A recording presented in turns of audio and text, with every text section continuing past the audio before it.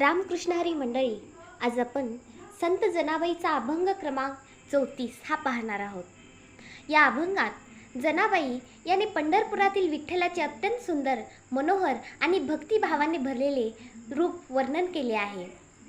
भक्ताच्या डोळ्यासमोर उभा असलेला विठ्ठल कसा दिसतो, त्यांचे अलंकार कसे आहेत, त्यांच्या सभोवताली कसे दिव्य वातावरण आहे, याचे चित्र जनाबाई आपल्या शब्दात रंगवतात. विठ्ठलाचे दर्शन घेताना त्यांच्या मनात जो आनंद, प्रेम आणि भक्तिभाव निर्माण झाला तो या अभंगातून व्यक्त होतो. तर चला अभंग पाहूया. पाय जोडुनी विटेवरी, कर ठेवुनी कटावरी, रूप सावळे सुंदर, कानी कुंडले मकराकार, गळा माळ वैजंती, पुढे गोपाळ नाचती, गरुड सन्मुख उभा, म्हणे जनी धन्य शोभा. पाय जोडुनी विटेवर, विठ्ठल भगवान विटेवर उभा आहेत. त्यांचे दोन्ही पाय एकत्र जोडलेले आहेत. पंढरपुरातील विठोबा हा पुंडलिकाने दिलेल्या विटेवर उभा आहे, अशी वारकरी परंपरेतील कथा आहे. ही विट भक्ती, सेवा आणि समर्पणाचे प्रतीक आहे. कर ठेवुनी कटावरी, विठ्ठलाने आपले दोन्ही हात कमरेवर ठेवले आहे. ही विठ्ठलाची सर्व परिचित मुद्रा आहे. या मुद्रेतून भक्ताची वाट पाहणारा, त्यांना धीर देणारा आणि मी तुमच्यासाठी सदैव उभा आहे असा संदेश देणारा देव दिसतो. रूप सावळे सुंदर, विठ्ठलाचे रूप सावळे आहे, परंतु ते अत्यंत सुंदर आणि मोहक आहे. श्रीकृष्णाप्रमाणे विठ्ठलाचाही वर्ण सावळा मानला जातो. बाह्य रंगापेक्षा त्याचे दिव्य तेज, प्रेम आणि करुणा हे त्यांच्या सौंदर्याचे खरे कारण आहे. कानी कुंडले मकराकार, विठ्ठलाच्या कानात मगराच्या आकाराची सुंदर कुंडले आहेत.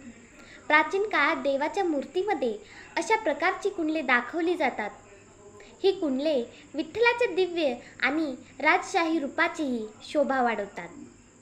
गळा माळ वैजंती, विठ्ठलाच्या गळ्यात वैजंती माळ आहे. वैजंती माळ ही भगवान विष्णूची विशेष माळ मानली जाते. ती विजय, पवित्रता आणि देवी सामर्थ्याचे प्रतीक आहे. विठ्ठल हा विष्णूचाच अवतार असल्यामुळे त्यांच्या गळ्यात ही माळ शोभून दिसते. पुढे गोपाळ नाचिती, विठ्ठलासमोर गोपाळ म्हणजे श्रीकृष्णाचे सवंगडी गवळ बाळ आनंदाने नाचत आहेत.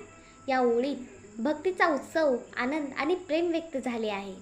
जिथे भगवान असतो तिथे आनंद, नृत्य आणि उत्साह आपोआप निर्माण होतो. गरुड सन्मुख उभा, विठ्ठलाचे वाहन असलेले गरुड त्यांच्या समोर उभे आहेत. गरुड हा विष्णूचा परम भक्त मानला जातो. तो सदैव आपल्या प्रभूच्या सेवेसाठी तत्पर असतो. म्हणे जनी धन्य शोभा, जनाबाई म्हणतात या सर्व दृश्यांची शोभा किती धन्य आणि अद्भुत आहे. विठ्ठलाचे रूप, त्यांचे अलंकार, समोर उभे असलेले गरुड आणि नाचणारे गोपाळ हे सर्व पाहून त्यांचे मन आनंदाने भरून जाते. त्या स्वतःला भाग्यवान समजतात की त्यांना अशा सुंदर विठ्ठलाचे दर्शन झाले. या अभंगात जनाबाई विठ्ठलाच्या मूर्तीचे केवळ बाह्य वर्णन करत नाहीत, तर त्यामागील भक्तिभाव व्यक्त करतात. विटेवर उभा असलेला विठ्ठल भक्तांच्या प्रतीक्षेत उभा आहे. कमरेवर हात ठेवून तो जणू म्हणतो, भिवू नकोस, मी तुझ्या सोबत आहे. त्याचे सावळे रूप प्रेमाने आणि करुणेने भरलेले आहे. गळ्यातील वैजंती माळ त्यांच्या देवी रूपाचे साक्ष देते. समोर नाचणारे गोपाळ हे भक्तांच्या आनंदाचे प्रतीक आहे. तर गरुड हा सेवाभावाचा प्रतीक आहे. जनाबाईच्या दृष्टीने विठ्ठला केवळ देव नसून तर प्रेमाचा, भक्तीचा आणि आधाराचा सागर आहे. म्हणून त्या या दर्शनाला धन्य शोभा म्हणतात. भक्ताने प्रेमाने देवाचे स्मरण केले तर त्यांच्या अंतःकरणातील असे सुंदर विठ्ठल रूप प्रकट होते. हा या अभंगाचा मुख्य संदेश आहे.